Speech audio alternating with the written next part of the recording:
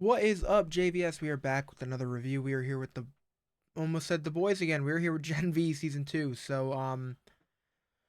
Oof. So they have not let up. This has been a fantastic season, and I'm actually I'm kind of curious to hear what you guys have to say.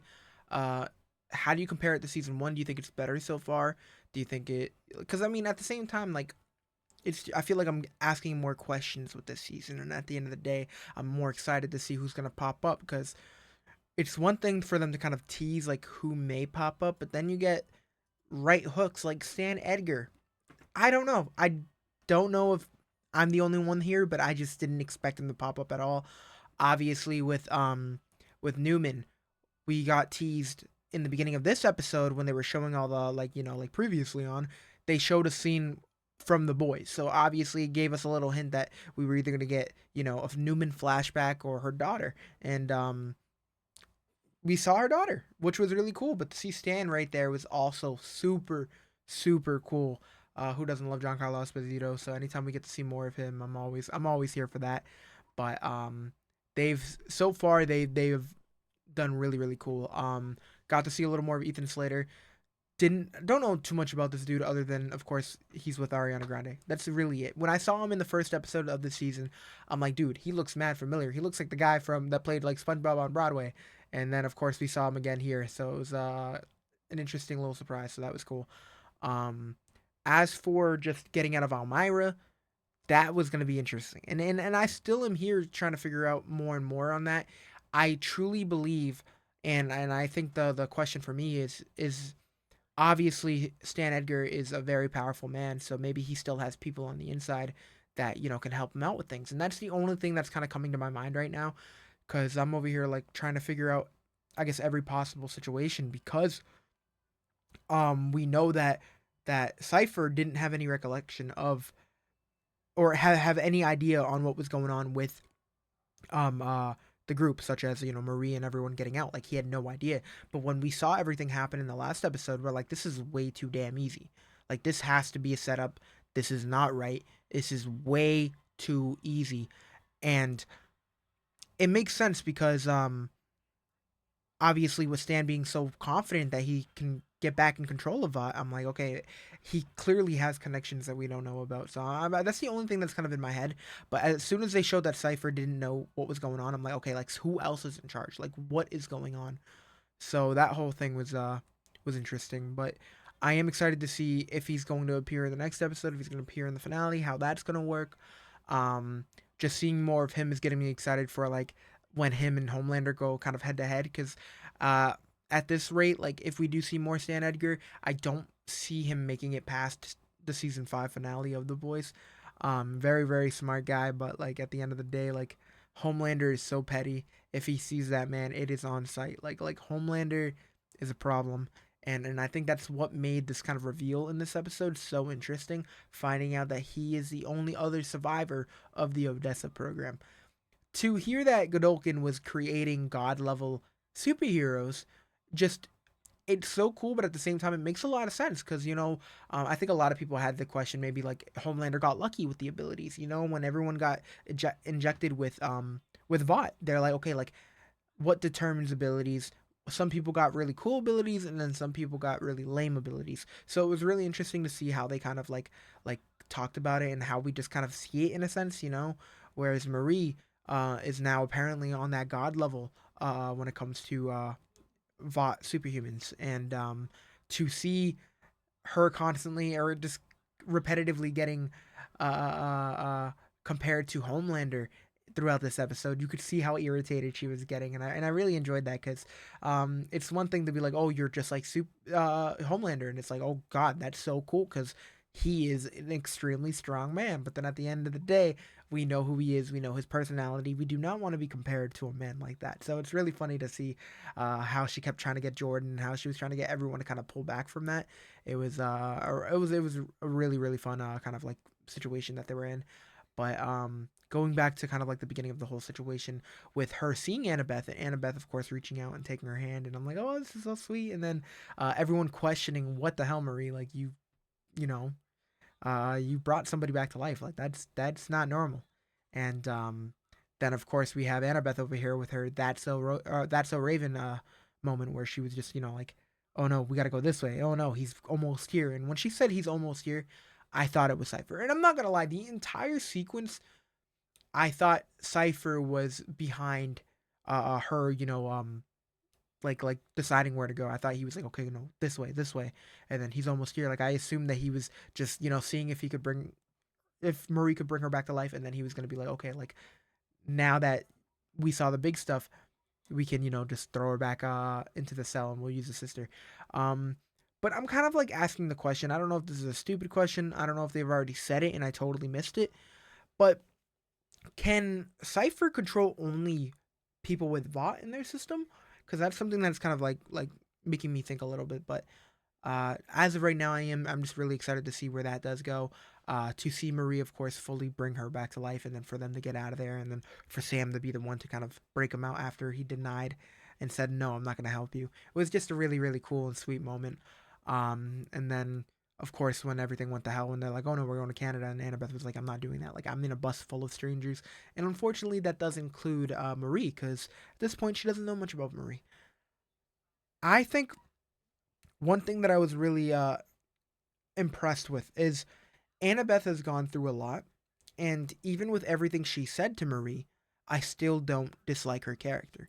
And for me, I think that's more because it's like we witnessed the trauma that that child went through, the fact that she has was in a similar boat running away and then ended up finding a home, and she finally found peace, found a home, just for again for her to get taken away. And no, not only kidnapped, but actually killed. And yes, Marie saved her, and I wish there was a little more peace because of that. But she comes out and straight up says, "I don't owe you a damn thing because of what you did. Like I don't owe you anything." And it's just it brings up a lot of like craziness there because it's like okay, like she's kind of right, but at the end of the day, like I thought she was old enough to kind of understand the whole situation. Now that she's of course an adult, if Marie's simple with her, because the way Marie said it to Pam, like she was like I'm not a monster, I am a girl that had her period, and it was just the way that she kind of like the way that she that Jazz St. Clair kind of like said it. I'm just saying I want to see her in more stuff, bro. I said this I think in the last episode, but it was incredible just to see her reaction to Annabeth talking to her the way she was, and just again it brings me back to I believe episode 3 when she was talking to Pam, but like the amount of times that I'm just like wowed by her, it's just I want to see her in more shit. Like that just from someone who enjoys movies and TV shows, she is a phenomenal actress. Like she is absolutely killing it. And I was just impressed with how they handled the dialogue between her and Annabeth because she was trying her best to just stay lighthearted. And even with everything Marie kind of threw, with everything that Annabeth threw at her, Marie was staying level headed and didn't say anything negative back because that's not where her mind is. Her mind is just trying the last decade looking for her sister and then trying to rekindle whatever they once had. And it's a really complicated situation because you can't ever like have that bond they once had, I believe, especially with what Annabeth witnessed at such a young age. But at the end of the day, I do understand because again, it was not Marie's fault. Like I'm gonna continue protecting her on that.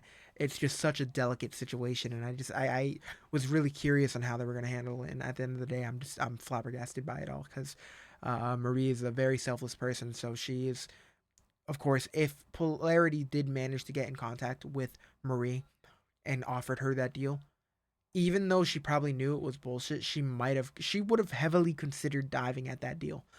And because where she's at, she's gonna do whatever she can again to protect her friends. But it's such a complicated situation, and leading to her ultimately deciding to go off on her own at night. And of course, now we have Kate with her, which I am excited to see how that's gonna work out.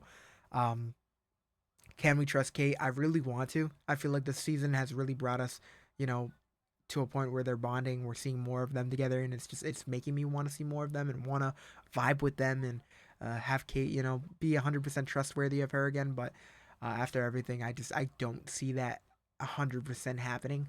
So I'm a little nervous. I feel like I at this point I trust Sam more than I trust Kate, and yeah, and that's kind of what scares me because at the end of the day, Sam's also a wild card due to like his situation up there, upstairs, So it's all around. I'm just really curious to see how they're gonna end up handling this. But uh, this episode had me rooting for Sam. I mean, him going back to Emma and kind of being like, hey, like I don't want to go back to where we were, but I want what we had, and I want to kind of build off of that and start again.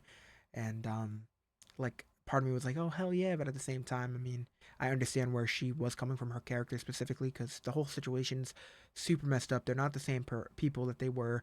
Of course, Emma was locked up. There was a whole thing that kind of changed the way she kind of viewed him as a person. So the way they're kind of building that up, I am excited to see where that does go, because Sam has been a cool character, and we've seen him kind of go from all different sides of the of the room in this show. With him kind of being nuts, with him talking to Jordan, with him, of course, going back to his parents, and now he's kind of at a point where he's actually thinking for himself, which is a big step up for his character. So I'm surprised him and Kate didn't have more kind of moments to kind of talk in this episode, but still, it was cool. Brings you back again to the main fight sequence with Viking. I thought that was really, really fun to see Jordan's abilities. Always super cool. The fact that all three of them struggled that much with him, it's kind of scary stuff in my opinion. Um, but it gets me to a point where Marie, once she is fully like trained, like how OP is she gonna be? Cause Viking, I'm sure he's not even close to the same level of course Homelander, and we saw how easy Newman's daughter kind of took him out. So I'm just like, bro, like, but Newman's daughter is also like a menace, bro. I need to put that out there. We saw a little bit of her in The Boys, and we're seeing more of her here. So I am of course loving the little cameos and just characters popping in and out. It's always a blast. But I am excited to see what they do in the next two episodes. Again, we're coming down to the final two episodes, which is going to be great. The finale, of course, I think is going to lead directly into the next, season of The Boys. On top of that, we have some questions that we got to ask with Godokin. Cypher's dad might not actually be his dad. It might actually be Thomas Godokin, who is, of course, um, the founder, the guy that created Odessa. He's the man, So if he's still alive, that's kind of an issue. Dude's a weirdo, but at the end of the day, I'm curious to see how they're gonna end up handling that. That scene with Cypher and him was just extremely brutal when Cypher got mad and just started beating the crap out of him. I mean, the whole situation is just, it's nuts, but I am so excited to see what they end up doing in the last two episodes to kind of close out the season of Gen V. And I think did they already confirm season three? I mean, I really hope they did. Um, with of course the boys ending, I really want Gen V to continue. We know we're getting another the boys spinoff. I think it's like the boys Mexico or something. I don't even know, but there's just so much more I feel like they could do with this franchise, and they're doing such a good job already. And the fact that this is a spinoff, but yeah, it's just so friggin' good, especially on its own. It's so solid. I want to see more of this universe. And of course, anytime a character pops up, I get so excited. So even with Newman's daughter, who wasn't even a key character, I mean, it was just so cool to see more of her. I'm like, oh my god, it's Newman's daughter. Like, I'm still getting all excited about different characters just appearing. And then Stan Edgar, don't play with me. But there's just a lot going on. I mean, Polarity, uh, dude, like I'm worried for him. I'm sure we're gonna see him dropping in the next few episodes. I mean, Cypher even mentioned that. You're like, oh yeah, Andre was getting all these seizures before he finally collapsed. How crazy is kind of your situation? Are you getting them often? Because that's where you got to kind of draw the line. So there's just a lot of questions I'm asking. But at the end of the day, I'm so impressed with what they've done, and I am really looking forward to more. So again, hello. Thank you guys for checking out the reviews. Of course, our reactions will be up soon. I was a little late. We got a lot of stuff going on.